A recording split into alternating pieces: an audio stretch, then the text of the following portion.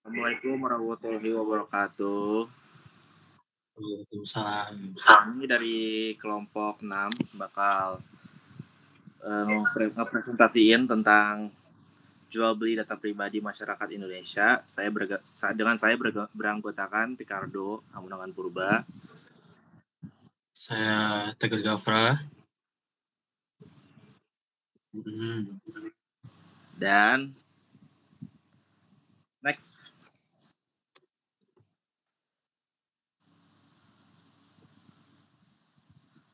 Mana next?